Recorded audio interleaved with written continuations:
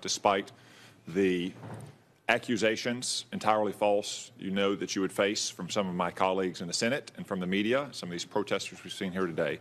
I'm very grateful to you, as I know that all the men and women of the CIA are grateful. I have to clear up some of the things that have been said here before. Senator Warner said that he worried about the message we would be sending if we confirmed you to the director of CIA. Well, let's look at that from the other direction. What message would we be sending if we didn't confirm you to the CIA, to the men and women of the CIA, to the GS-15s who may be asked to take on a controversial position that a future administration with new lawyers might not like? And for that matter, what message does overwhelming Democratic opposition to your nomination send? In fact, if you had been nominated by President Obama, or if Hillary Clinton had won and nominated you to be the CIA director, how many votes do you think you would have gotten to be confirmed as CIA director? You don't have to answer.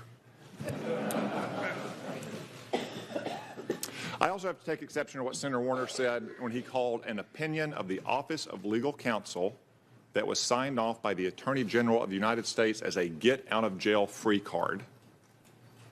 Do you believe, acting under the legal approval of the Attorney General, that you or any other CIA officer should have gone to jail and you needed a get-out-of-jail-free card? You can answer that one, please. Senator, CIA follows the law. That's exactly what I thought. Let's turn to the circumstances of what the Counterterrorism Center was doing in the days you were there. I think Senator Collins asked an excellent sequence of questions that got at many of these points. I just want to tie a bow on some of them. These programs were, to the best of your understanding, approved by the Commander-in-Chief, legally approved by the Attorney General, and supported by the Director of the CIA, who I point out at the time was the former Democratic staff director of this committee. Is that correct? That's correct, Senator. You said that you were not a senior manager when those programs were created. Is that correct? That's correct.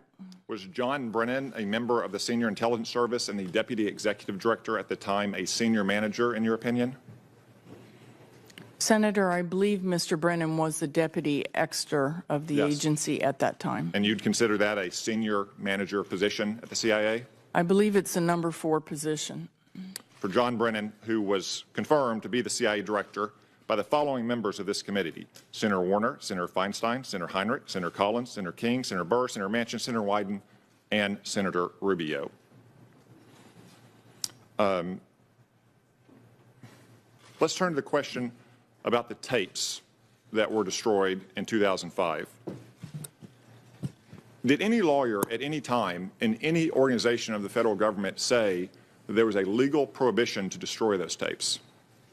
Senator, they did not. They were very consistent that there was no legal requirement to preserve the tapes because of the written record. And it's your testimony that there is a written record that fully documents whatever may or may not have happened?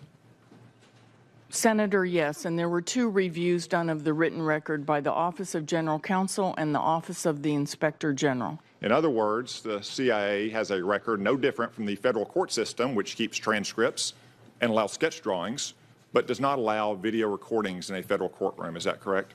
That's correct, Senator. You were the chief of staff to Mr. Rodriguez when this happened, correct? Yes. And at his direction, you drafted a cable that he later sent. That's correct. Michael Morrell, who supported Hillary Clinton in the last election, cleared you of any wrongdoing in drafting that cable? He did. As did an investigation by the Office of Special Counsel and the Office of the Inspector General?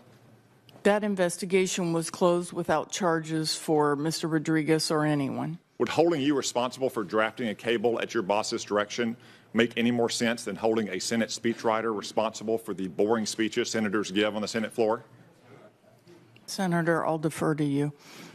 I would submit that it does not. Finally, there's a lot of talk about policy guidance and that there was some awareness by Mr. Rodriguez that higher officials in the government who were political appointees had qualms or expressed reservations. I would say that's another way for which politicians don't want to take responsibilities when they are placed in certain positions, whether they are elected or appointed, and give the answers that they are responsible for giving, yes or no, and take the chips to fall where they may. Senator's time's expired. Senator Harris.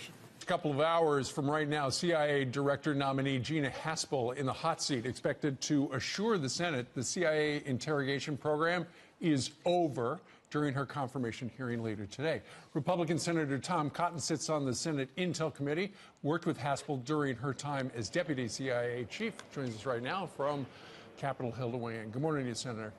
Morning, Steve. Well, the president, I think it was a day or two ago, tweeted out, she's been tough on terrorists. Isn't that what we want? Yeah, Steve, if Gina Haspel being tough on terrorists is the worst thing the Democrats have on her, then that's not much of a case against her. This is a very distinguished career intelligence professional. She spent 33 years in the CIA working against the Soviet Union and now Russia, working against terrorists. 17 years ago, when we faced the worst attack on our soil in American history, she was a mid-career officer, and she's put her hand up and said, I'm willing to go forward and do the tough jobs. And the agency leadership had the confidence in her integrity and her professionalism to entrust those jobs to her. Right. But of course they say, look, she ran a CIA prison for a number of years, and that's very troubling. And she was involved in the enhanced interrogation, which they refer to as torture, but at the time was considered completely legal. What are the Democrats doing with her? Well, Steve, first off, I just say that in those years, 2001 to 2003, Gina was a mid-career intelligence officer. Mm-hmm. This is the situation we faced. We had just been attacked with 3,000 Americans killed on our soil. The commander-in-chief directed those programs. The attorney general legally approved them. And the Democratic director of the CIA, George Tenet, supported them. He entrusted Gina to help in that effort, right. And she did her job. She did it well with honor, integrity, and professionalism. Now, the Congress has since made a different judgment. Several years ago, we passed a law that would prohibit some of the interrogation techniques that were used in those days. And Gina will say today in her testimony, she said repeatedly that she will follow the law and she will maintain the highest ethical standards at the CIA. Ultimately, what this comes down to is the Democrats in the Senate simply cannot accept the fact that Donald Trump is the president, because Obama-era intelligence officials like John Brennan and Jim Clapper and Leon Panetta and Michael Morrell all support Gina Haspel's nomination.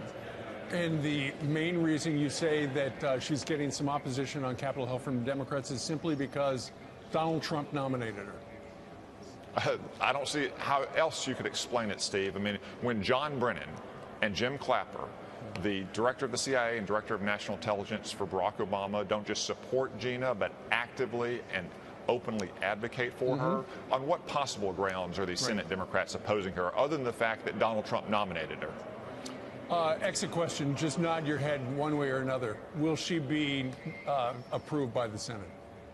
She'll get a bipartisan vote out of the Senate Intelligence Committee. She'll have a bipartisan vote in the Senate. She will be the next CIA director. All right, that's good to know. Now we know. Tom Cotton, Senator from the great